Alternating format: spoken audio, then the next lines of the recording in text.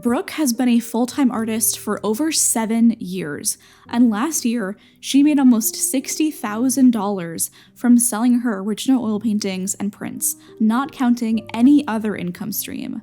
With over 200,000 followers on Instagram and a growing YouTube channel, Brooke's social media strategy is a really compelling mix of a highly professional presentation of her amazing art and these funny, relatable moments that help you get to know who she is outside of her work. Here on YouTube, she's a part of a fast-growing minority of fine artists with large followings on Instagram that are looking to build an audience outside of the controversial app. One of the most important things that you can do as an artist is to ensure that your eggs aren't all in one basket. This means that you need a way to connect with your audience outside of social media. Platforms come and go, but as Brooke and I chat about, an email list is one of the best ways to connect with your true fans. And one of the easiest ways to do that is the sponsor of this week's video, Squarespace.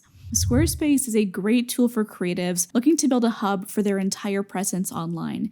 You can build a quick link in bio for your socials, an online shop, a portfolio site, and in your website service, you can grow an email list to share information about your latest shop update or whatever else you have going on. This is all built in and it's so convenient. Squarespace has award-winning templates and amazing customer service, and I have personally been a customer for years.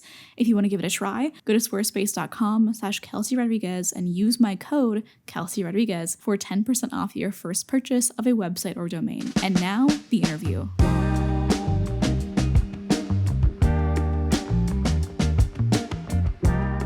Hey Brooke, it is so great to see you again, and thank you so much for coming on. This is awesome. Well, thanks for asking me to hang out today. I appreciate it. Yeah. Do you want to kind of start by talking a little bit about your background and like how you became a full-time artist? Definitely. So basically, growing up, I've always been very creative and loved painting or just creative projects and things like that. But in high school, when it came to choosing a career path, I was kind of guided in more of a safe direction, fear of being a starving artist and whatnot. So I actually got a degree in landscape architecture at the University of Guelph. And then basically after I graduated, I was like, screw it, I want to try being a full-time painter. I want to try following my dreams. Yeah, exactly. So, that's what I did. Lucky for me, I was able to meet a mentor during my university degree. In my third year, I had made a painting that I was looking to get prints made of, and through my dad, some connections here and there, he introduced me to Tim Packard, who was a successful Canadian artist, and he basically saw that I was driven to be an artist, that I had some talent, and said, okay, once you graduate, I will mentor you for the first year. And so that was kind of like a nice way to ease into it, because I had his guidance and his expertise to kind of like help me navigate the whole, mostly the business side of things. I'm completely self-taught, so I've never had any lessons or anything. So, but he really helped me with the business side. And so for my first year, I kind of painted up a storm, did a lot of art festivals. I was able to build up my social media. And then from there, I've been basically painting full-time for almost 7 years now. I started painting at the end of 2016. So Wow. Yeah. That's awesome. So hearing about that like mentorship thing sounds really interesting. What do you think were like the biggest takeaways from you from that mentorship? That's a good question. I think that the biggest takeaway I took from it was just seeing how Tim was so successful, and that this was actually such a viable career path if you really like apply yourself to it. And I think that that's not really something that I saw before this mentorship. I kind of always thought, art, like the being a full-time artist was like this untouchable thing because it's like, okay, it's not safe. There's like these stereotypes of being like a starving artist and whatnot. And I think that like Tim really showed me that you can actually be really successful doing this. And I think that like he really showed me the ropes for pretty practical stuff too. Like for example, shipping your artwork.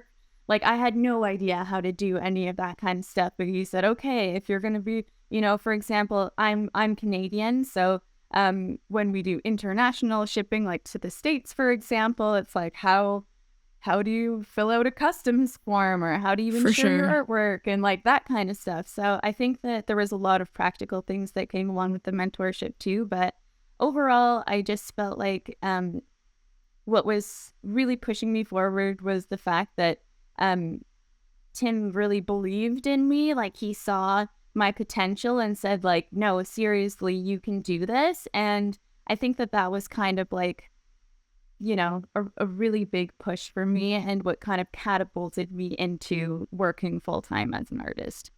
Yeah, I mean, I think it's really amazing what can happen when like there's just like someone that actually believes in you and is Yeah. willing to just like be like, okay, this is how you do this. And then it's just like, whoa, suddenly this seems way more possible than it ever did before.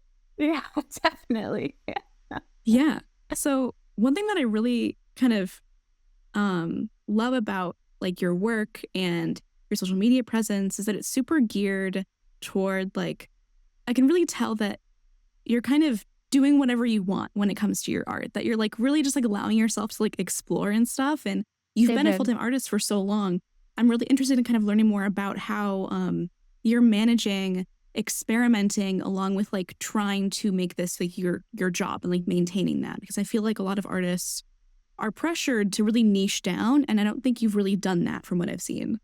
Yeah, definitely. And I think that it is certainly a challenging balance between the two. And I kind of like when I first started painting full time and under the mentorship of Tim, it kind of was in my brain that I really needed to find like my unique voice as an artist as soon as possible. It was just like what you said, niche down on something. Okay, what am I going to do? Is it going to be landscape oil paintings? Is it going to be, you know, these food acrylic paintings? You know, I was doing all these different things and I was really stressing myself out, like trying to find something because Tim, for example, has a very unique and very recognizable style. It's like, oh, that's a Tim Packer. And I was like, I just need to get there. I need to like have this Yeah. recognizable thing.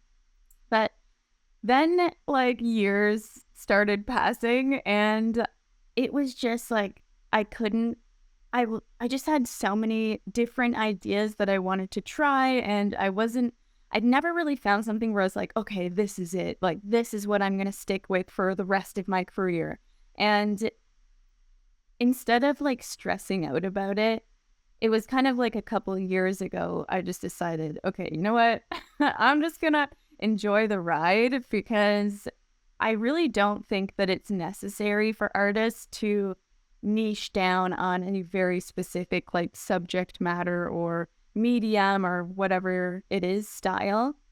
Um, because also like artists are human, artists are creative beings, like we're Yeah. constantly changing, we constantly have like different interests and stuff. So I think that I've been pretty lucky so far in that all of the kind of experiments that I've been doing have been able to sustain myself, like make a living from them.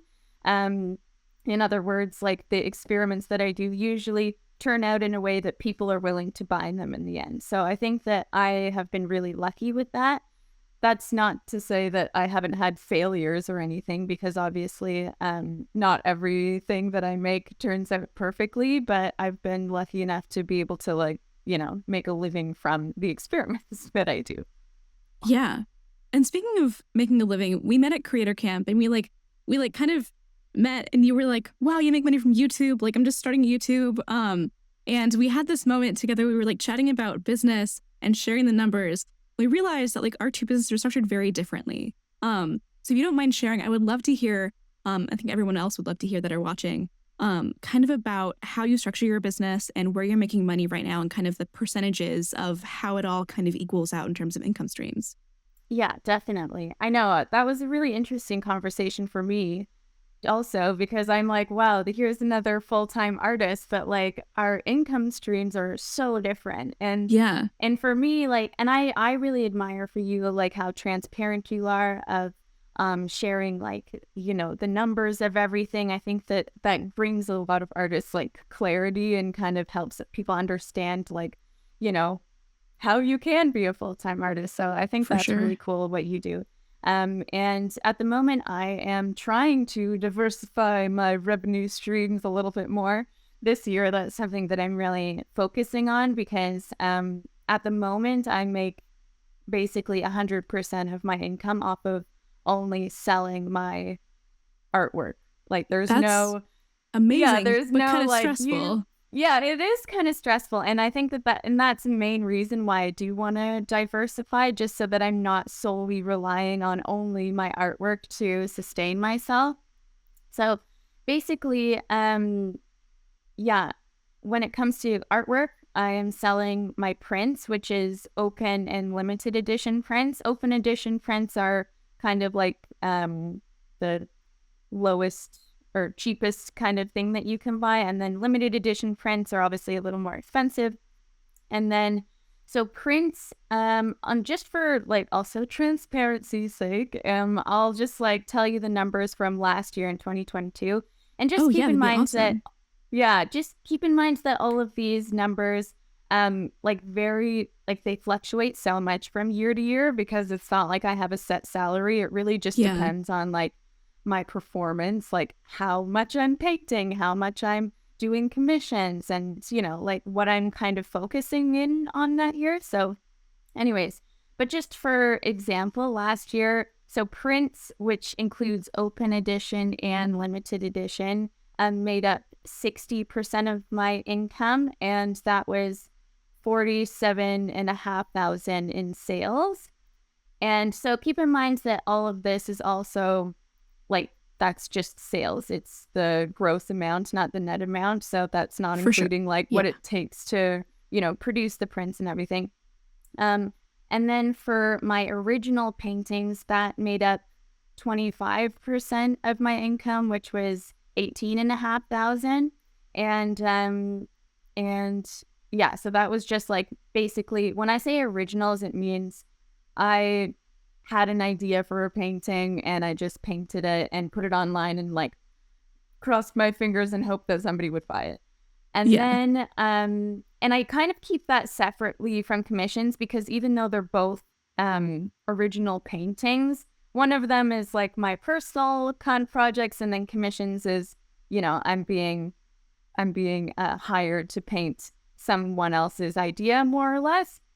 So I kind of keep those two things separate. So commissions last year came to about 15% of my income, which was 12,000 at the end of everything. So that was kind of like my three different revenue streams, but all under the umbrella of actually just selling the artwork itself.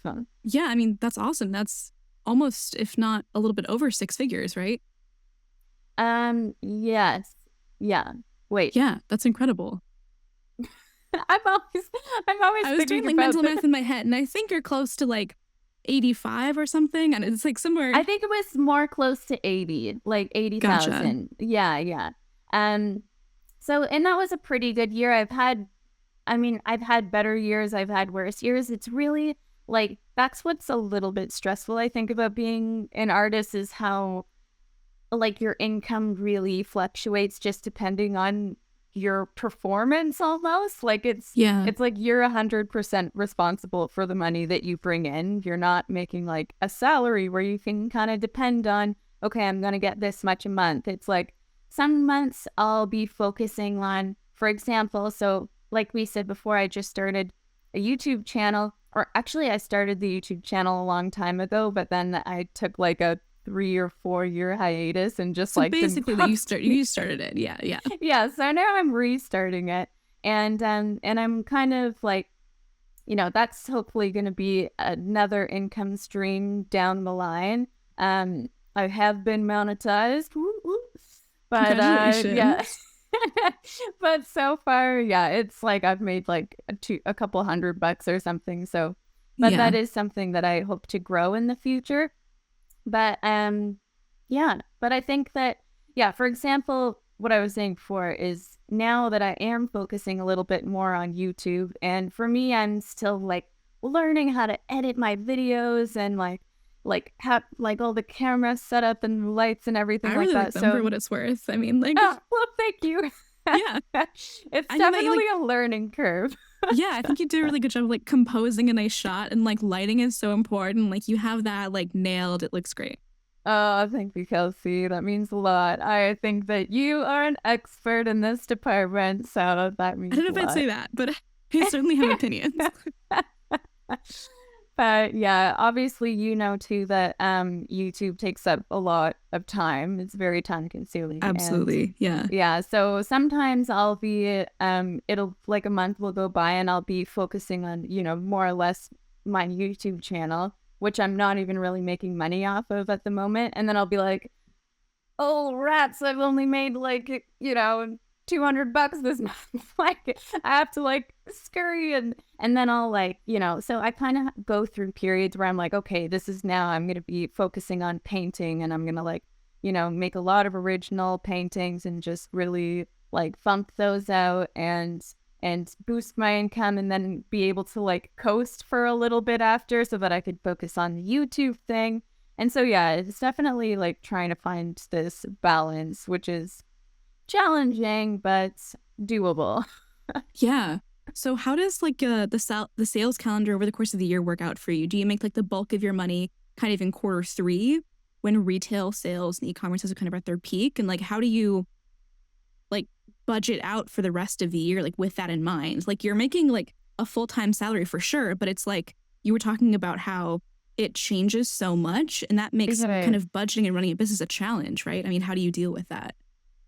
Well, I think, yeah, mostly, honestly, it's pretty sporadic. Sometimes I definitely make the majority of my money, yeah, in the third quarter, like around Christmas time. Like November is a huge month for me because it's like I'm usually around then I'll have a holiday sale where I'm selling a lot of prints, originals, and that kind of thing. And so that's like where I'll make a big chunk of money, which I can kind of like guarantee or like look forward to. It's not like it depends on the year, obviously, how much I make during these sales, but like I can kind of guarantee that there's going to be, a higher influx of income during that time. And then it really also depends on, like, for example, last year I did a commission that was like $9,000 commission with Wow. like a big painting. So that's something that where I would do, when did I complete that? I think it was actually in January or February I completed that. So, and that was like, okay, that's a nice month that I can kind of feel comfortable in the money that I made because it was like a really Yeah. big ticket commission and stuff. And yeah, so, and then when it comes to budgeting, like I'm really good at saving my money, which I think I'm quite frugal, I have to say.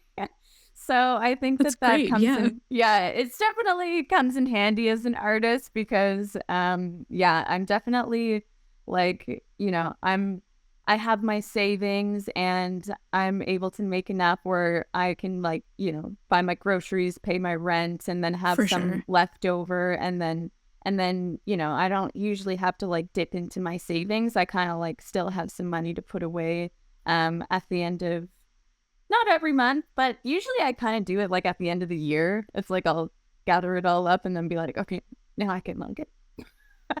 Don't listen to me for financial advice though, because I'm not an expert. I mean, same. I live in the Bay Area, so it's like I pay just a ton of money every month in rent. And I'm like moving in the next couple of months to actually save money on rent. Is Moving it? like into a group house, like a bunch of roommates and stuff. And it's like Oh, a whole neat. thing. But Yeah. it's gonna save me like $1,000 a month. And like that's $1,000 That's is a lot of money huge. to save every month. Yeah. Yeah. I totally feel you Exactly. when it comes to like trying to be frugal and stuff like that. Yeah. It's hard. You kind of have to.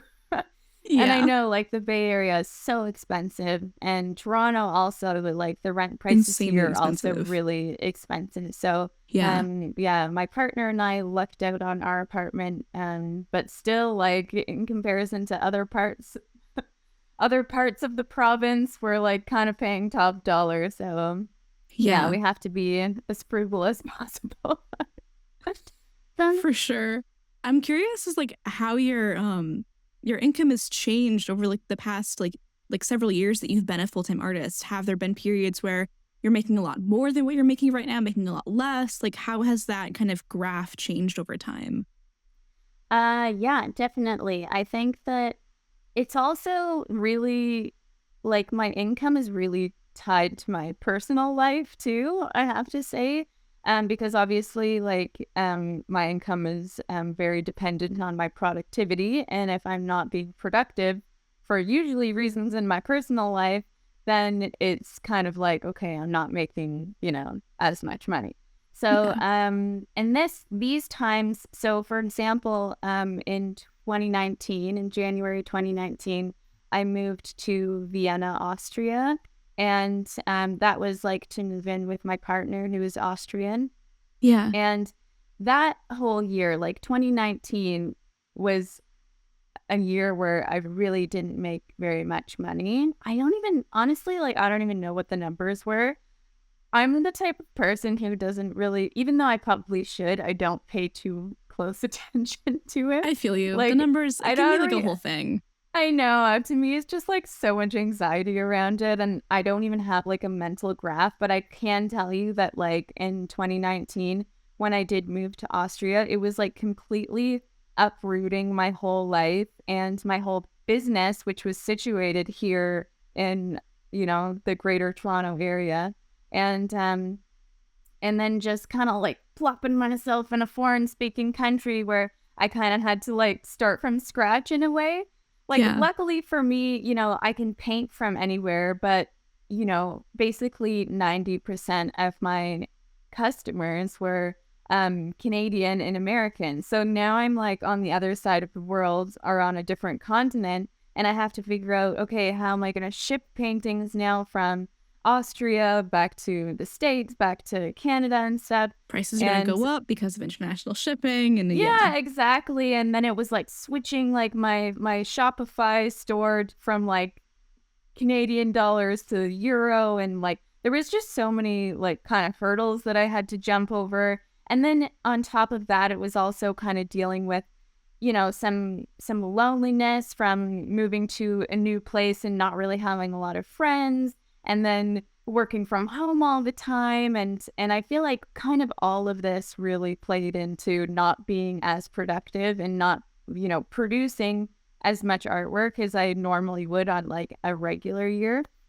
So that year it was just like, oof, Yeah. ruh-roh, we're not doing so good. But then, like, the next year in 2020, funny enough, and that was when COVID hit, as we all know, in March. And 2020 ended up being like one of my most productive years of all time, like in terms of the artwork I was putting out and also income, because I decided at the beginning of the year that I was going to work on this series where I painted 12, like the 12 months of the year, and they were like big Yeah. oil paintings, and I was selling them for like good money. And I was really like, I had this whole thing in mind.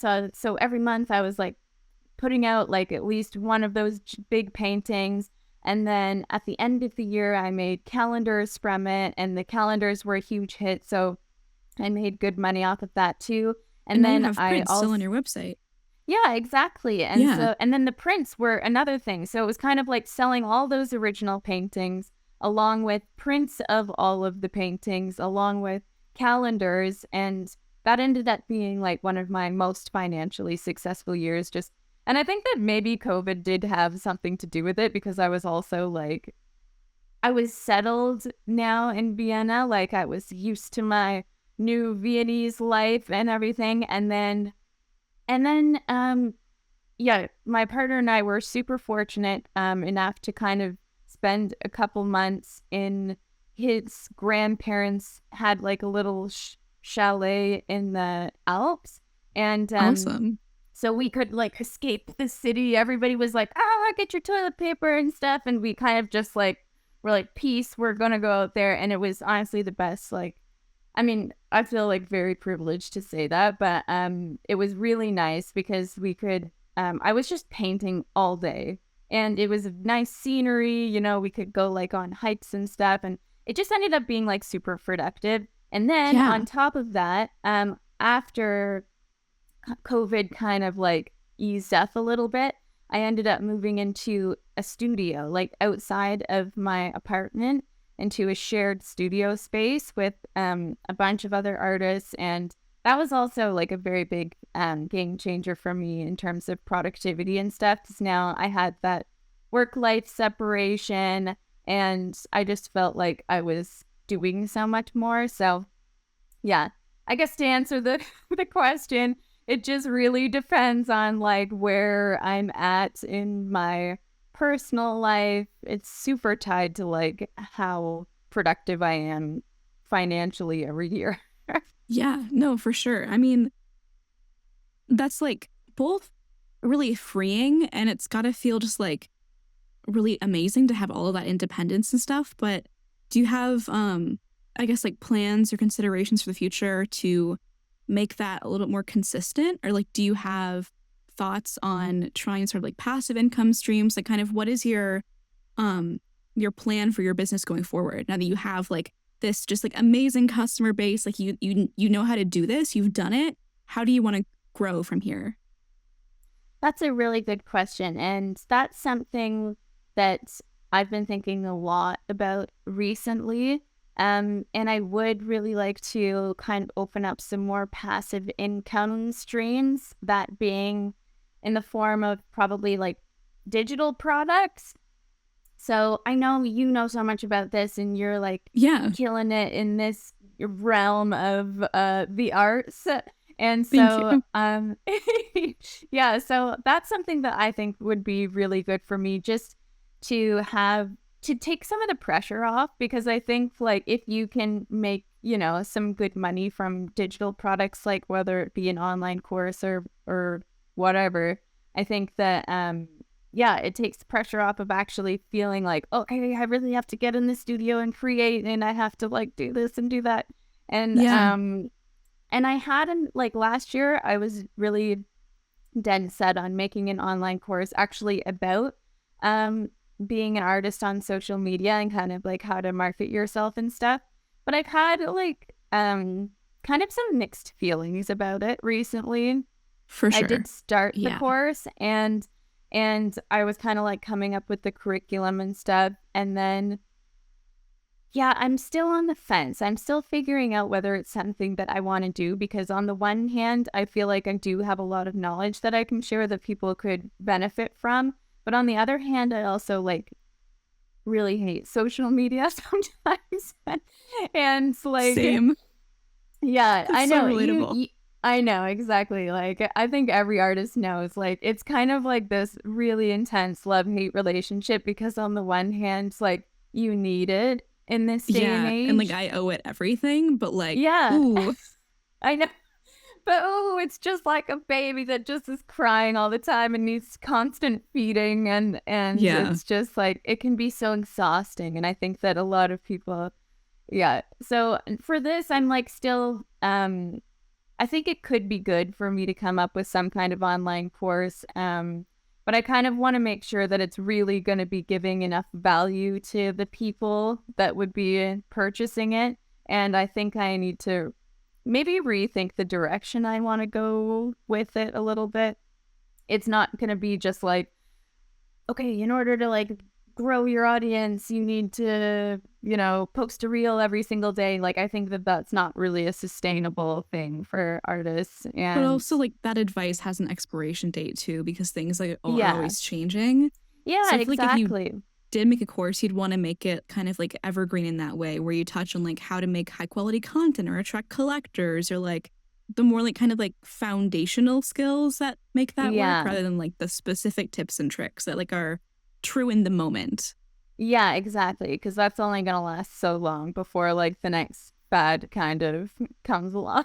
For sure. Yeah. Yeah. Speaking of collectors, you have like this amazing presence on Instagram, which I really admire. And like you have this very like professional energy to your posts on Instagram. Wow. I mean, yeah, I mean it's just true. But I feel like it's really different from a lot of other artists that I see on social media, because your content feels like it's attracting a very specific kind of person. Like you have your target audience really nailed down, and it seems like on the outside that that's like more higher paying customers that want to become collectors rather than like Right. casual fans. Do you want to talk about just like share for a minute how you kind of found that target audience and how you tailor your content to like attract those kinds of people? Because a lot of artists, like they're always asking me in like my comment section, and I'm sure yours too, how they can build their audience and also just like have those numbers translate into actual tangible sales. Yeah, definitely. So I'll be honest, it's not probably as intentional as it seems.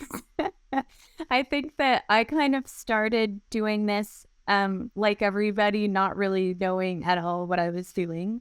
And so I started my Instagram account in 2016, I think it was. And in 27, and so basically what I was doing was I was just posting the final product of the painting or sketch or whatever I had made. I was just posting that on, and I was getting kind of like some new followers here and there, but it wasn't really I wasn't gaining a lot of traction that way. And then I kind of shifted a little bit into more like almost like storytelling, I guess. So kind of like more behind the scenes stuff where I was like, okay, more like process photos of me working through a painting, or okay, here I am getting reference photos from this like trip that I'm on, and here is like something funny that happened in the studio today, and just kind of like, I guess, giving my audience more of a peek of what's happening behind the easel. You know what I mean? So, I really like that term. That's a great term. Yeah.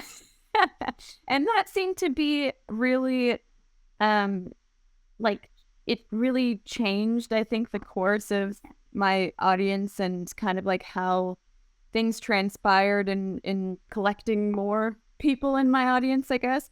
And actually, it was really funny because yesterday I found this book that I was recording all of my earnings in my Instagram followers from 20. Wait, I saw that story. Yeah, Your Instagram story? I literally saw that. Yeah, I saw that story. That was great. I love that. I almost messaged you about it, but then I was like, no, I'm going to talk to her later. It's fine. Yeah, we can talk about it now. But yeah, so it was so funny because like I didn't know how to work Excel back then. So I was writing everything in my little pink notebook and just like, okay, I would write the month and then like the paintings that I sold, and then at the end of the month record like my Instagram followers. And it was just so crazy because basically what happened is I was painting so much and building up an inventory so that I could get into art shows. And there was this one art show that I was in. It was called the Oakville Art in the Park, and it's a juried art show. So you have to apply, and then the jury will look over your work and then allow you to be in it. And yeah, basically I had made this big painting. I think it's still the biggest painting to date that I've ever made. And How it's big is it? like this, it was 30 inches by 48 inches. Which honestly, Wow. like, is not even that big in terms of, like, but for me, it's really big because I'm used to working on, like, more smaller scale stuff. Same. I think I mostly do, like, 8x10s or whatever, yeah. I know, it's nice. I like the small stuff, but yeah, that was, like, the biggest one I had done, and I had taken a photo next to the finished piece, like, also for scale, so that you could see actually how big it was. and I posted it on Instagram, and then somebody took the photo and posted it on Reddit, and it made it to the front page of Reddit, and it was just Holy so shit. crazy. I know, on seriously, like at the time, I didn't even know what Reddit was. Like some people from high school were messaging me being like, "Oh, you're on the front page of Reddit." I was like, "What does that mean?" So yeah, but then it was just such a crazy, and whoever posted it to Reddit, they also linked my Instagram to it. And that was honestly, that's so rare. yeah, People like I link know. I was things. like, thank you, kind stranger, for giving Yeah. me credit. Yeah, so, and then honestly, like I was looking at this little book, and I think that and it was around the time of this art show that I made this big painting for it. And I think it was July, I had like 1,700 followers. And then it said at the end of August, it was 19,000. So it was like 1,700 to 19,000 over the course of, and that happened within like 3 weeks. And then it was just like a snowball effect from there where it just like, I don't even know, it just like really built up. And I didn't know how to react. I was like, oh, this is kind of like intimidating because I'm still trying to figure out what the heck I'm doing, and now all these eyes are on me, and I have this like big audience. So now I'm just gonna. And then I was like, like maybe I'm just gonna like pretend like it's not there and just keep doing what I'm doing, and kind of like that's what I did. And so when it comes to like attracting the right people, I think that for me, I was just kind of posting my work, posting the process, posting like some bits about myself so that people could understand kind of like the artist behind the work.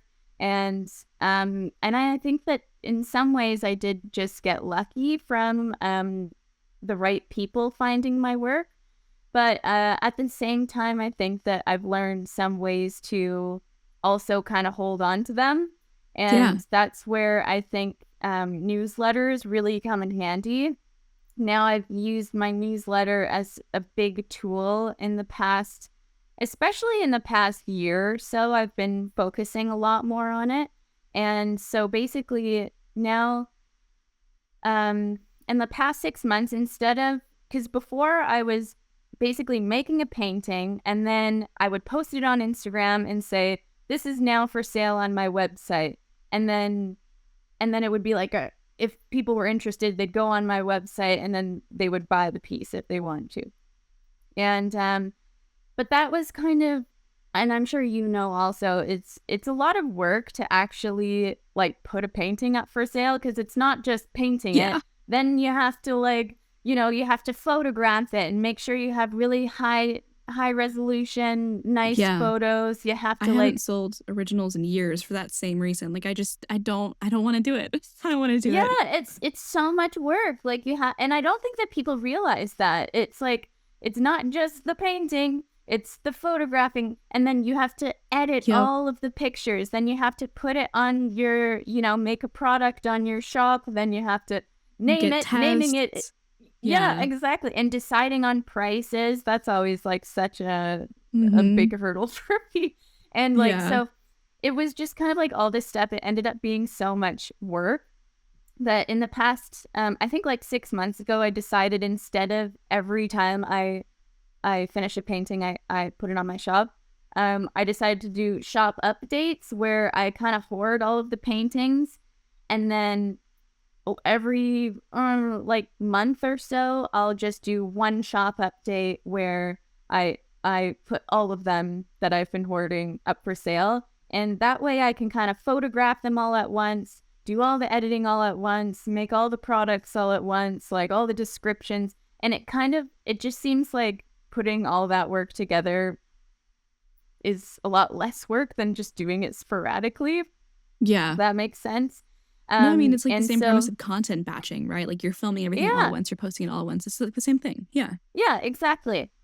So, and then when it comes to my newsletter, I'm trying to build up this newsletter so that basically I kind of look at it this way, where the people who follow me on Instagram aren't necessarily following me because they're going to be buying my artwork.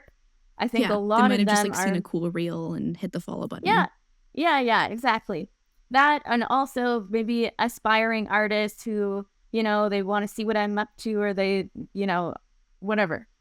So I realized that a lot of the people who follow me are not collectors. And I think that a way to kind of pull the collectors out of the audience is through the newsletter, because you're saying, okay, I do this thing. So for my shop updates, I give my newsletter subscribers first access for 24 hours before it's available to the public. So whenever I post a painting, I'll say, this painting will be available next shop update.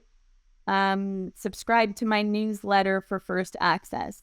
And then if somebody's actually interested in purchasing it, then they'll sign up for my newsletter. And then what happens is, for the shop update, I'll send out the newsletter saying, shop update, here are the new paintings that are available. Newsletter subscribers have 20 or 24-hour access before it goes out to the public.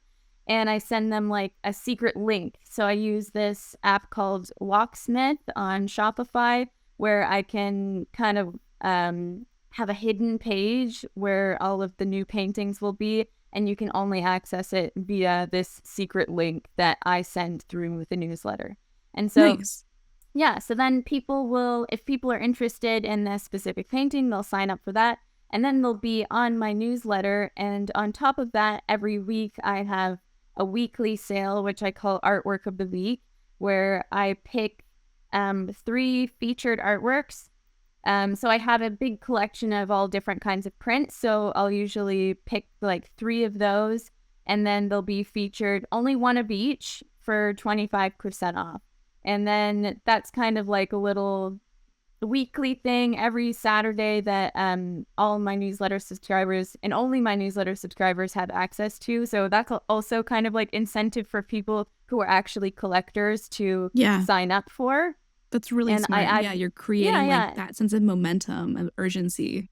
Yeah, exactly. And it's like, I have so many different prints, and they're also in different sizes and either on stretched canvas or fine art paper. And so, for example, like I could feature the same print, 3 weeks in a row, but it could be a different size, a different material, like that kind of stuff. So anyways, that's a good way also to, give the collectors what they want, I guess, more or less. But yeah, that's kind of like how I've been able to, I guess, separate, not separate, but just kind of like see who is interested in actually purchasing the work versus who is just following me for, for some visual candy every once in a while, Yeah, no, for sure.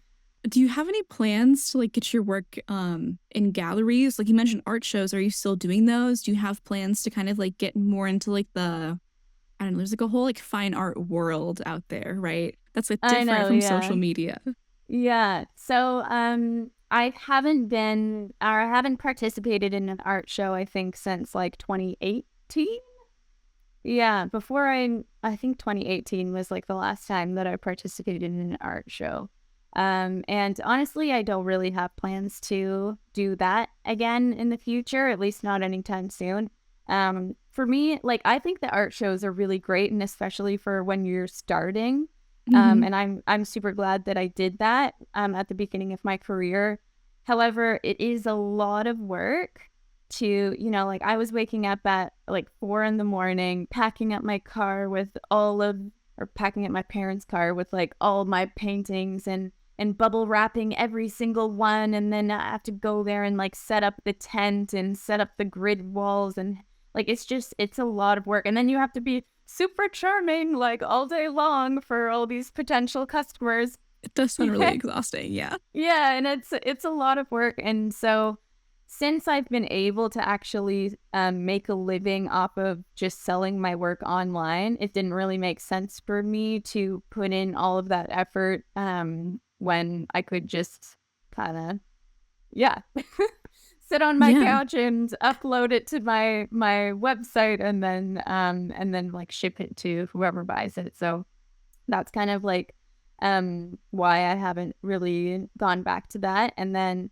in terms of galleries, I kind of have the same opinion because I am able to sell my work online. The thing with galleries is that it has definitely like its pros and some cons as well. And for me, the biggest con is that galleries take a pretty chunky commission off of Yeah. the work that they sell. Can So be, I think, more than half sometimes. yeah, exactly. I think that 50% commission is pretty standard in galleries, which is a lot. And so in that way, you have to hike up your prices and then like hope.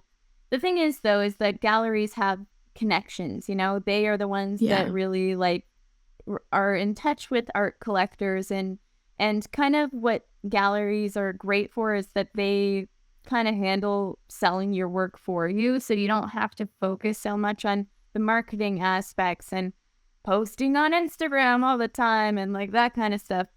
This way they kind of handle that so that you have time to focus on your work. And that's the very alluring aspect for me. But yeah, I guess I don't know. I think that I also kind of like marketing myself. Yeah. I Like it's feel the same way. I think marketing can be really fun when you like tailor it to your own interests and you do it like the way that you want to do it. yeah, exactly. And so I think that because I kind of like doing all that kind of stuff and I'm selling my work fine and I can keep 100% of the profit, then that's kind of the reason why I haven't really looked into the gallery scene so much in past years. But that's not to say that that could change in the future.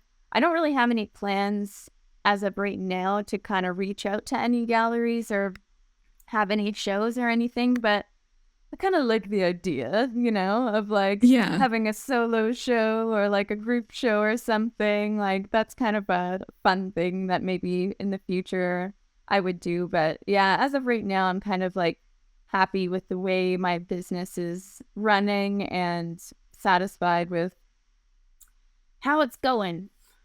I feel the same way. I got into some galleries like very early on into my art career when I was making like totally different art. I was doing like abstract acrylic work. And it was like fine. I sold some things. I got like some connections that didn't really last, like turn into anything long term. And it just like it was never as like impactful as I kind of expected it to be. Like I was Okay. like 18 years old and I was like getting into galleries and I was like, oh my God, this is amazing. And then it just like didn't go anywhere. And Yeah, I think yeah. some people think of galleries as like kind of this like amazing magic bullet when it just like really isn't. Like marketing yourself is still so important, even if you do have gallery representation. Yes, definitely. And I think Yeah. it's just a matter of like what you want, And sometimes, yeah, sometimes people can go into galleries and meet the right people who become lifelong collectors and stuff like that, but that doesn't happen for everybody. And even, like I talked to during my times doing these art festivals and stuff like that, it depends so much on who shows up, It's like maybe the right person just got held back in traffic that day and then you didn't sell anything. And that's not your Yeah. fault. Like, and maybe next time the right person will make it and they'll buy this and that and you'll have a great experience. But it's really, you know, it is just what you want. But I think that's really what's kind of cool about being an artist is that you have these different avenues that you can go down, and it's just a matter of like figuring out what feels right for you? Yeah, absolutely. And Bro. speaking of like what feels right for you, like kind of where does YouTube fall into that for you? Like, you seem really excited to make YouTube content, and like I'm so happy that you're on the platform.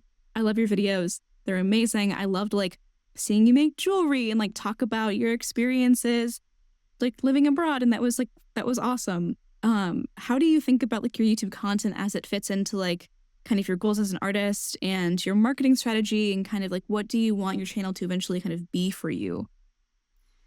Well, first of all, thank you. I appreciate you watching my videos. It's always so nice to hear. Um, and yeah, I think that I'm still kind of figuring out what direction I want to go with the channel and what kind of videos that I like making. Um, for me, the reason why I started it in the first place is because I think I realized, holy mackerel, like when I look at my audience on Instagram, probably less than 2% of them are art collectors who are actually buying my artwork. And the other 98% are artists like you and me. And Yeah. I think like I could be doing so much more for that audience when I'm mostly focusing on that 2% and trying to sell my artwork to that 2%. So that's why I kind of made this shift, because I'm like, okay, this is an audience who I could not only, I think, potentially help with the knowledge that I have or help, but also maybe just entertain. I don't know, like people like watching studio vlogs and that kind of thing too. But, and I hate saying this, but also like monetize off of that audience. You know what I mean? Absolutely. Yeah. I mean, like you Yeah. have an opportunity to provide value and make money. Like that's good. Yeah, exactly. So that's kind of why I decided, okay, YouTube sounds like a really great opportunity for that, because not only can I help people, I can also make money. I'm not making any money off of Instagram right now, and I'm putting so much effort into it. So Yeah. that's where like the shift kind of came into play, and that was last year. Like, yeah, I would say like around 7 months ago or so.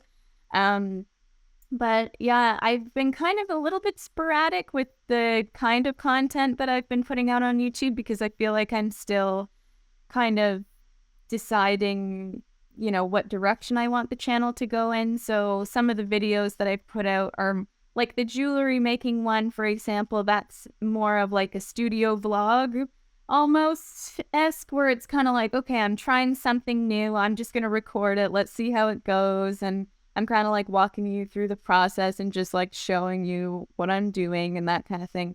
And then I've done some other videos where like it's just a straight up a tutorial video. Like, do you want or to learn how to paint mist onto a scene, and this is the technique that you use and this is how you do it. And then I've also done videos where it's more like advice for artists, which, I did. The most recent one that I uploaded was about loneliness and how it's tough being an artist when you're in like this isolated working environment all the time, and kind of like my experience with that and how I've been dealing with that in ways that I've kind of learned to combat it in the past few years and stuff. So I think that and I really like making those types of videos, but I also Yeah. like the studio vlog. So I don't know. I think I'm gonna maybe right now it's kind of like throwing spaghetti at the wall and seeing what sticks, or whatever that expression is. Yeah. I use that expression all the time. Yeah. It's like you Yeah. gotta just So try stuff at first. Like I don't know how else to say it. yeah, exactly. So that's like the point that I'm in right now. And I think that the next video I'm uploading will be more of like a, oh, here's another experiment that I'm trying, and so let's see how it goes. So yeah, and I'm seeing like how and who are resonating with the people who were resonating with the videos, and kind of like, I guess, gauging my direction based on that. But yeah. Do you have any like um I guess videos that are really your favorite to make, or like directions that you want to push in for your content going forward? Like at Creator Camp, we met all of these amazing people at YouTube New Wave, right? That are making like these like short film, like it's like cinema kind of studio Yeah. vlogs. And I really love that direction. But then there's also like really successful casual content that works really well on YouTube too. And like our niche is like, we have this huge spectrum of formats and like production values and styles in our community that like all have good amounts of like success behind them and like can all work. Do you have like a direction that you want to push your content in going forward? Do you want to maintain like the more casual vibe, or do you want to go like more high production value? That's a good question. When I think about the kind of videos that I like to watch on YouTube in terms of in our artist community, I really love watching the studio vlogs where I'm literally like, I'm just watching somebody go about their everyday life as an artist. And it's like, Yeah. oh, and then sometimes they talk to the camera, and sometimes they're just sketching, or they're just cleaning their studio, or like, I don't know, like I love that kind of content. But I don't know if that's going to be, if because I like it, I should be also making content like that. I don't know. I have to, I think, experiment a little bit more. But in terms of like production value, like I think being an artist, as you know, we are very visual beings, and we like to have this very aesthetic, beauty around us. And so when it comes to like staging a shot, you want the lighting to be right, and you want to have like the sound to be, crisp, and all this kind of stuff. So I think that that's really important to me. But I guess it's kind of hard when I think about juggling being able to dive full-fledged into YouTube and balance the actual art making and the other aspects of my business at the same time. I think that if I was going to go like high production value, I would probably need a lot more help with like maybe editing, and also I would need to probably, I don't know, get some more equipment, maybe another light or something in here. And so I think that maybe in the future, I think what I'm going to do now is just focus on, I'm going to use the equipment that I have, which I think is good. We got some good lights and some crisp footage and stuff. But then focus more on like the subject rather than the aesthetic, if that makes sense. Because like I would, and I agree with you that like this YouTube new wave and all like those storyteller short film things, I'm like always so inspired and impressed when I see that kind of stuff.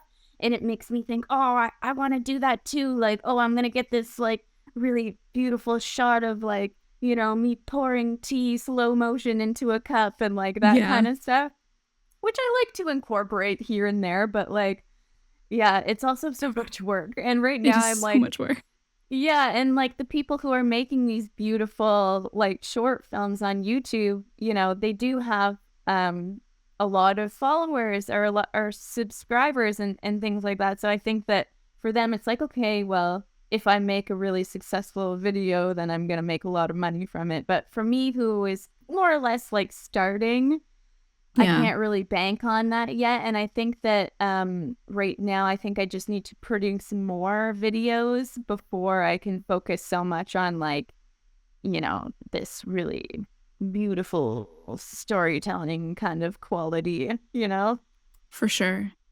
Because I think that also people, when they find somebody who they like on YouTube, if they go to their channel and then they see, oh, they only have 5 videos, I don't know. It's different than when you can go and then you can binge like 20 of their videos and really get to know that person and then become attached to them and become like invested in their channel. So I think right now I just need to make more videos so that I can show more of myself, my process, my ideas, like all that kind of stuff. Yeah. Would you ever consider, I mean, you have this big following on Instagram, like you're over 100K, I'm pretty sure, right? Like you're at 125K or something? No, I'm almost at 250K actually. Never mind. Oh my God. Wow. Yeah, I got to 250,000 at the end of last year. I was like, yeah, I did it. Like a Yeah, I quarter remember watching million. your video about that. Yeah. Yeah, and then I just lost like 3,000 subscribers or It 3,000 followers, and I was happens. like, rats. So now I'm Yeah. like below that mark again, but I'm like putting up my hands and letting Jesus take the wheel on that. I'm like, Yeah. but yeah. I abandoned Instagram for a little while and I didn't post for like a couple years. And then I've like slowly been posting again. And it's like, I'm trying to like have fun with it more, but it's not like really doing anything for me. Do you know what I mean? Like, Yeah, I know it's not what you really mean. going anywhere. Yeah. And YouTube for me has just been life changing. It's been just hugely transformative in my life. It's had a lot more success for me in terms of sales. Would you ever consider, like, if Instagram continues to get worse, or maybe even just like you start liking it less, would you ever consider leaving that platform, or like mostly abandoning it and switching to YouTube instead? Or like, how are you thinking about kind of your future goals on social media when like you have this massive following on Instagram, but also the platform is, I don't know, it It's feels like it's dying. like people don't like it. Yeah.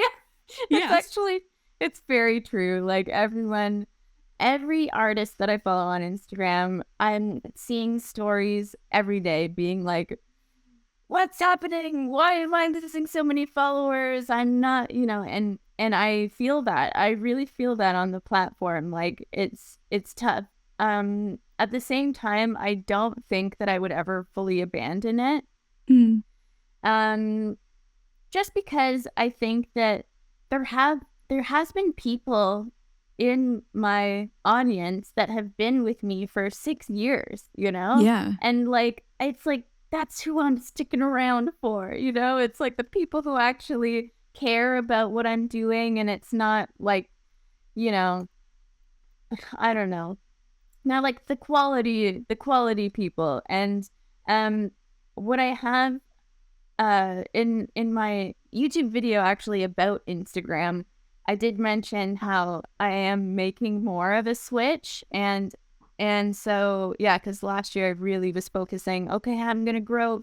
I had this goal of 250,000 subscriber followers. Now I keep on messing up the terminology. It's fine. But They're different everywhere. It's okay.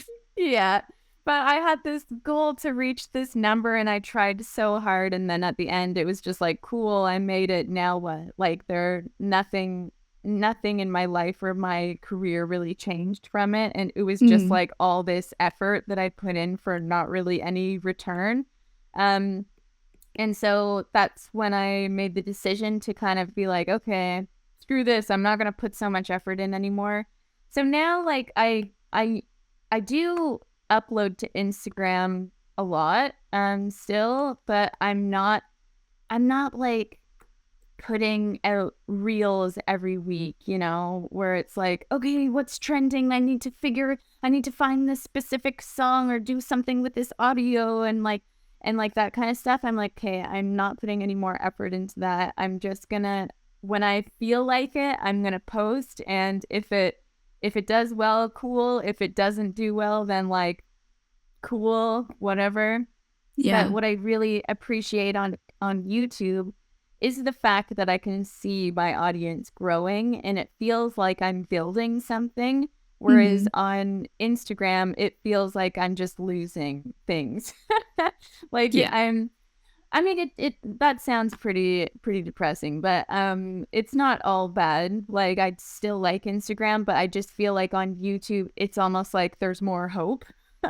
And I also find that YouTube as a platform isn't going to be going anywhere in the future. I think it's been around for so long. It's like, isn't it like the people use it like Google, like if they will need It's to the know second largest something. search engine aside from Google, which Yeah, is the largest, like, exactly. and they're owned by the same company. Yeah. Yeah, exactly. So it's like, is that really going to be going anywhere anytime soon? Probably not. But Yeah. when you look at like Instagram and TikTok, and like there's kind of like always these new apps that are going to come and go, but I feel like YouTube is forever, you know. So that's I'm why I'm trying to very like, pro YouTube. Yeah. yes, yeah. And that's why I'm trying to like make more of a switch. So I guess to answer your question, I don't think I'll totally like delete my account, abandon it. I think that right now I'm actually trying to post more about my YouTube channel on my Instagram account in hopes that my following will be like, "Oh, let's check out her videos," you know? Yeah. And so yeah, but I'm just not putting as much effort in anymore, and that feels great. I mean, Yeah. effort into Instagram. I'm kind of like translating that into my YouTube videos now. So do you still get most of your sales kind of like through your Instagram following, or is that slowly switching over like almost exclusively to your email list, or do you also get sales from YouTube, or like how does it work out in terms of like traffic? Honestly, I don't really know because I can't really tell where the sale is coming from. Like what Yeah. I think that I can tell when I do, for example, when I do a shop update, I know that, you know, if it's within that first 24 hours, then obviously only It's the the email people list, who, yeah. yeah, it's the email list. So that's easy for me to tell, like, okay, it's coming from there. Um, but other than that, and I think that that's where I sell like the majority of my original paintings is from my email list. That's where like the collectors are kind of hanging around. Um, but then, yeah, if it's just a random day where I don't put out a newsletter or whatever, I think people, you know, my website is in my Instagram bio, so anybody can go and click on it, and they'll be taken there and can have a look around and explore. But I think that still Instagram, it does play a very big part in marketing my work and also having actual people buy. It's just that Yeah. I don't know exactly how many. And then also I have like over 190,000 followers on Facebook too. So Oh, cool. Facebook, yeah, and I never pay attention to Facebook because what I do is just I post to Instagram and then I just have the little thing, the little Yeah, where button like press that's, cross posts, yeah. yeah, cross post. And then everything that I post on Instagram just goes to Facebook. And that's some, and so like, and I don't even know. I honestly, I didn't even know I had that many followers on Facebook. I was like, I better check before I talk to Kelsey today. And I was like, oh shit, I actually do have a fair amount of people on there.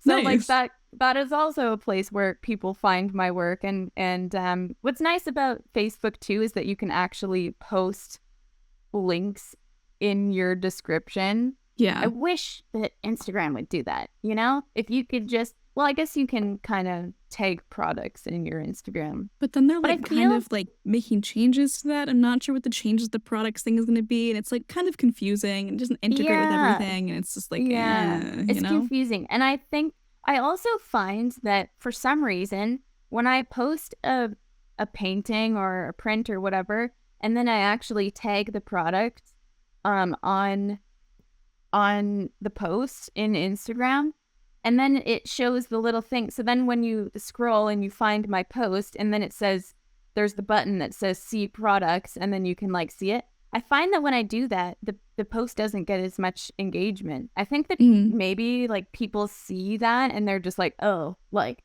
it's an ad, or like, you know, they kind of like scroll past it. So I tend not to even tag my products because I just feel like, you know, people who are really interested will end up going to my website anyway. So Yeah. yeah. Are there posts that do work really well for you on Instagram, like had that have helped kind of grow your following or um translate into sales, like that you actually notice when you post, like, oh, this like worked really well? Yes. So for better or for worse, the ones that I am featured in the picture with the artwork seem to get more engagement. Like it's pretty startling actually when you look through like the amount of likes. of when I just post the painting alone versus when I am there with the finished product holding it. So I definitely see that like a lot. I don't know what it is. I think maybe people, they like to see a face next to the painting. Yeah, I I mean, don't the same know. thing is true with my YouTube thumbnails too. Like, I almost always have to be in the thumbnail for it to get Yeah, like above like a exactly. 5% click-through rate. Yeah. Yeah, and I think that it's because like people, as soon as they see a face, it's like this immediate connection, and Yeah. then they see, okay, what's the rest of the, and then they see, oh, there's the painting. Oh, let me scroll through, and then so usually what I'll do when I finish a painting, I will take a nice photo, me in the painting, and then it'll be like a carousel post, so you can swipe through and see. So it'll be like me in the painting for the first shot, and then all the rest of them will be like close-up details, or like mock-ups of it hanging in a beautiful space and like that kind of thing, so that people can see like more details of the actual painting. But I do find that those posts definitely get the most engagement. Yeah. Interesting. Uh-huh. Yeah, I mean, I've never tried that. Honestly, I'm gonna have to give that a go and see what happens. Yeah, give it a try. Why not? Yeah, I mean, I'm out here just trying stuff. I'm gonna do whatever. Yeah, exactly. The only thing is sometimes you get haters because they're like, oh, like, nobody would even care. It's just that there's like a girl in this picture and whatever. Yeah. So, I mean, that's something that's kind of crappy about picking those posts. But honestly, I'm like, who cares? It's like I made this with my own two hands. So why am I not allowed to like proudly show it off? Yeah. You know what I Like, mean? I spent Haters 10 gonna hours hate. to what? Just like let it gather dust? I don't think so. Exactly. So yeah, I think that definitely those posts do well, but I also kind of am looking at my what is it called? Grid. I look at my grid and I want it to, as a collection, look like a cohesive, body of work and stuff. And so I think it's kind of a bit of an eyesore when, or I shouldn't say that, but I guess this is just my opinion, but I think it is a little bit of an eyesore when you go to somebody's page and it's just their face in every single thing. Yeah. I think that so I really try not to do that. I spread out the pictures in which my face is actually featured, so that at least it's like every other one, if not more and more, because I don't want it to just be like, boom, there's my face as soon as you like get to the page. I want there to be like, some artwork here, some nice studio shots here, some like just like a good mix of everything, Yeah, I feel the same way about thumbnails. Again, it's like, yes, if I go to my channel and I see my face like in, I don't know, like the same 10 different expressions iterated like 25 times, I'm like, yeah, what if it wasn't like this? Actually, that could be fun.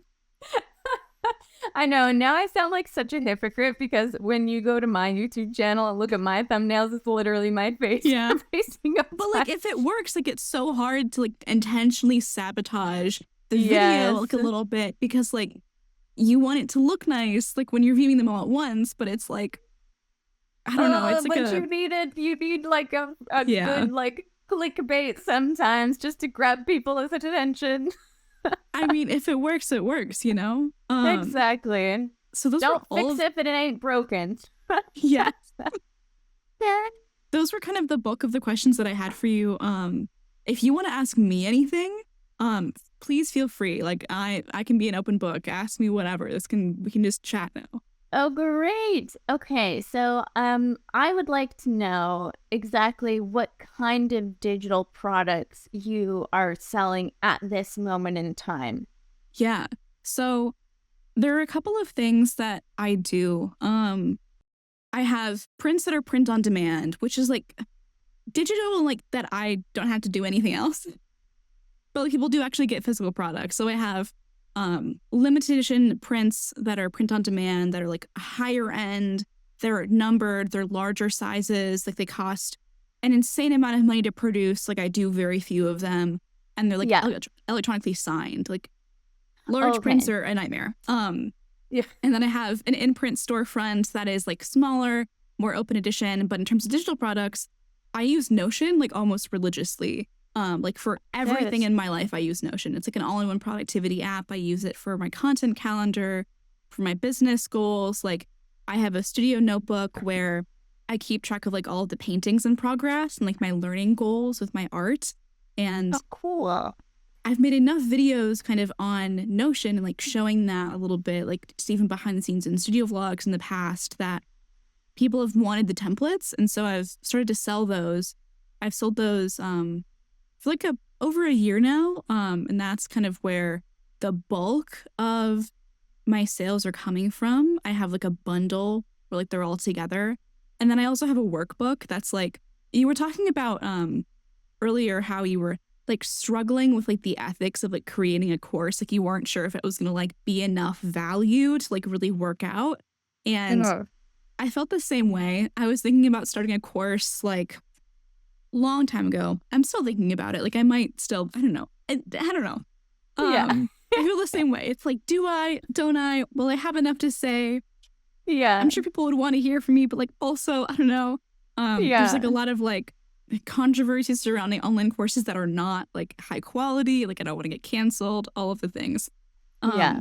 So what I ended up doing, before I even hit 10K, I like started drafting this workbook of how I was thinking about YouTube strategy and like how I design thumbnails and like think about thumbnail design like period. And I was getting all of these questions from people in my email inbox who like wanted me to help them grow their own channels, like wanted my advice. And it was just like kind of the same like 15, 20 questions on repeat.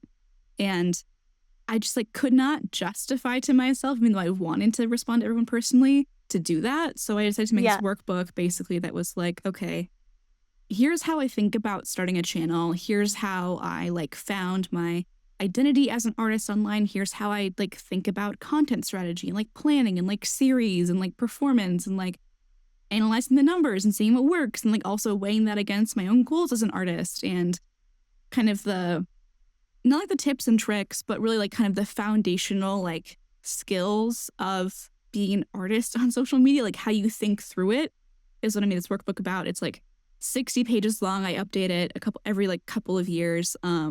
It's had 2 updates now. I need to do a 3rd update in a couple of months, but that is kind of my biggest single seller. Like if I had to pick one product that made me the most money, it was that workbook, which I still point people to. I think it's like a good kind of thing to look at if you're a beginner. But yeah, I mean, so when I think about digital products, for me, like it's mostly been educational stuff. And I think a lot of my content is educational, but you could even do like more like oil painting stuff. You could like write a guide on how to shape your artwork or like any number of things that you have experience in. You could write like a little guidebook or kind of whatever you wanted, really. Yeah. Yeah, that's so interesting. So how do you go about for your digital products, like, and specifically for this workbook, do you advertise for that on your channel? Is that something that you kind of link in your description every time you upload a video, or how do you kind of market that? Yeah, I almost never mention it. I haven't mentioned it in like a while, I think. I think I made a digital product video a couple of months ago where I mentioned it, and that's kind of the only time in the past couple of months that I can remember. But it's linked in my description. So I link my online shop. Now I link my in-print storefront as well. And like my online store has the workbook, like the Notion templates, all of the things. And that's all linked there, as well as like my prints and stuff too that are like limited edition, not on the in-print. And that's just linked in my descriptions. Every so often I'll put like a little card up on the top of the video that just links you there as well. And that's really all of the marketing that I do. So like I could make much more money if I just mentioned it more, but I just always forget. And that is like my fault. Like that is like fully just on me. Yeah. No, I totally get it. And I feel like also at the same time, you don't want to be like too shovey, like with your Exactly. products to your Yeah. audience. You don't want to be like, oh, mentioning it all the time, because then people might be like, okay, like, That's all she talks that's, about. Like, I get it. yeah, that's exactly. That's what I think is one of the difficult parts of being like an artist when you're selling your own products and stuff, is that you have to kind of like do your own, like it's almost like a little bit icky to like sell yourself in this way. Yeah. Like I think some people are really good at it and they can do it in this very like authentic, like nice way somehow. But Yeah. yeah, every time I have like a sale, like a print sale, for example, and I'm trying to bring awareness to it, so I end up posting about it like every day for like a week, for example, saying like the sale's on and this is what you can get and this is what and then after that week I just like it's like I sit back and I'm like, I never want to do that again. Like I hate like pushing things onto people, but you have to, I think, as an artist, because Yeah. like that's how that's how you make sales. So but I think that that's also nice, like you probably have like a copy and paste kind of description. Oh, no, I don't. Oh, Fully you do don't? not. Oh, For like things that I say every time, no, I do have like default, like upload defaults. Like every time that I upload a video, like I got the same description. That's like kind of automatically input in there. You can like add that in settings. okay, yeah. I recommend that, by the way. Having like a Yeah, description default in settings, so worth it. Has saved me so much time. But I think what I try whenever I like promo something like in a video, I make it as short as possible. Like if it can be yeah, like a throwaway one liner, that's perfect. For you, what you yeah. could do, like if your videos aren't sponsored right now, you could make like your own sponsored segment and be like, hey, like this video does not have a sponsor. If you want to support the work that I'm doing, you could check out my website here and buy like this stuff that's currently on sale. It's a great way to support me. I can, make more art and I really appreciate you. And then back to the video like right after. Oh my God, this is such good advice. I need to write this down. And it could be like before, it could be in the middle, it could be like, at the end, whatever works best for you. I mean, honestly, if I were you, I would look at your average view duration, like how many people stay to like X timestamp in the video, and then put it like 15 seconds before that in every single video. Oh my gosh, okay. If you I'm want to like reach the most hastily people. like have my notebook here. I'm like, write it down. That's okay. I'm gonna watch this video after and I'm gonna be like, okay.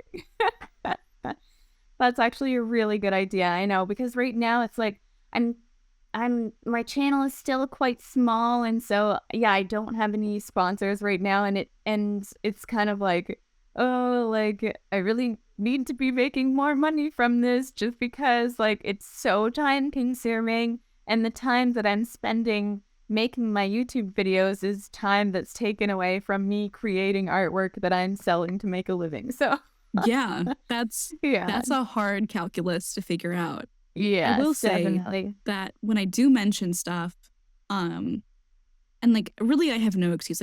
I'm saying this right now, I should be doing this like much more.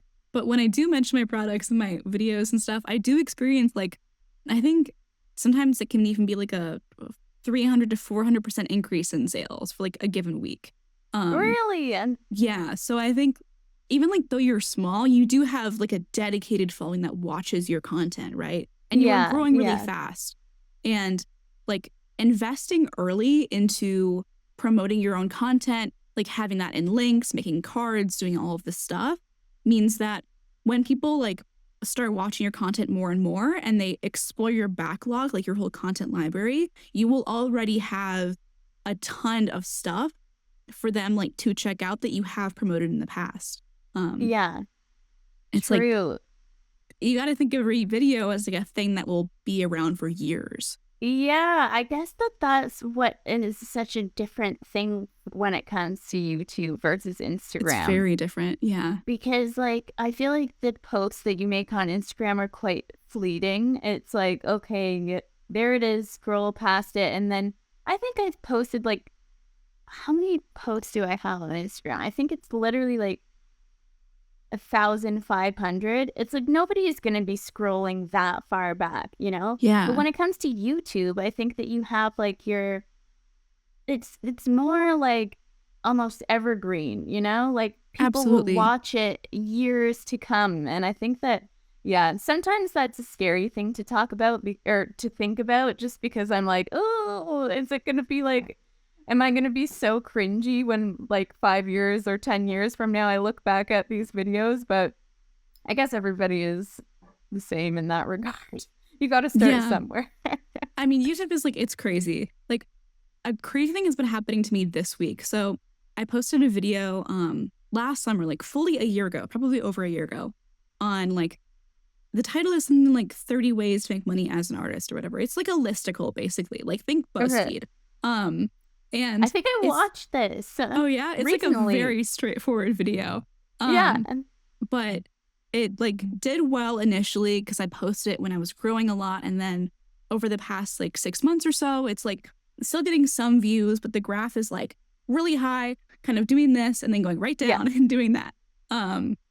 So it's mostly flatlined, but starting last week, the view graph like went vertical. Like it started growing just insane out of kind of nowhere. Like I can't really figure out what like caused that growth to happen, but it's getting like 16,000 views like every day now, where like it had maybe like What? 200 before, and it's Oh like my taking God. off.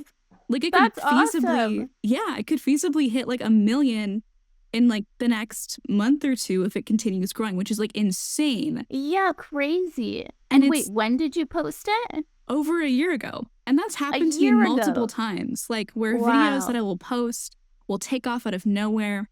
My most popular video, like the how to find your art style video that has over 1 million views on my channel, that's the same story. I posted it, it sat dead for 6 months. It didn't grow like basically at all. And then I think in like April or May, it took off and like it hasn't stopped ever. So crazy. And that's like the really That's so cool part about wild. the platform, right? Because like Yeah. Instagram posts, like they don't do that. They don't do No, that. never, never. Yeah. Oh my God, that's so awesome. But, and that's also like, it also is kind of nice to know that that Yeah. there's that possibility in the future, like after you post it, that okay, maybe it's not doing well now, but there's still a chance that maybe it'll do well in the future. Like when you Yeah. post on Instagram and it doesn't do well within literally like the first 3 hours, it's like, well, Dead in the water. Yeah. yep, there you go. I guess we're gonna have to just like cross our fingers for the next one. But Yeah. yeah, you know what? The more that I learn about YouTube, the more that I'm like, YouTube, YouTube. I know, right? Sometimes my audience gets like, I don't know, like bored of me talking about YouTube all the time, but I'm like, seriously though, like what if It's it so works? It can really work. true. I know. Oh my gosh. Yeah, it's so cool. So when did you start your channel? I started my channel in May of 2020. So Wow, I was like no. living with some friends. Well, I was living with some friends of friends that I personally was not friends with in this group house. They were like roommates. We were all like staying with it's complicated. Anyway, I was living in this place with these people that I didn't really like. And as soon as I left, I was like, wow, I hated that so much. Never want to do that again. I need like something to do with my summer because everything is shut down and I have no job. Like I don't have anything to do. And so I Yeah. started my channel, and I posted, I think, a studio makeover video because I was living with my grandma and I like took over a bedroom in like her house to be my office. And she was like, I guess I'll allow this, but like, what? And I was like, just trust me, it's gonna work. And then I made like a Van Gogh video, and then I took like a 2 or 3 month break. And then I moved to Alaska and I started posting in Alaska. I kind of had the same like Wow. story as you, where like I moved in with my partner that lived very far away from me and everything was Okay. shut down. So I kind of did that for a little while. Then I moved back to Minnesota for a little bit, and then I moved to New York City, and it was like a lot of moving. But Wow. over time, I just tried to like improve a little bit with every single video and just like Good job. learn something new. And I think that habit of like consistently trying to improve is what made the difference in my content long term. And I watched like the same channels that everyone does when they're trying to grow a YouTube channel, and I found that advice like okay, but like unfulfilling ultimately. Like it did Yeah. not get the answers that I needed. And I found those answers and improved my content. And that's like really what made the difference, I think, over the long term. And then it took me, That's so neat. I think, over a year and a half to reach 1,000 subscribers. And then like 6 months later, I was at like 70K or something.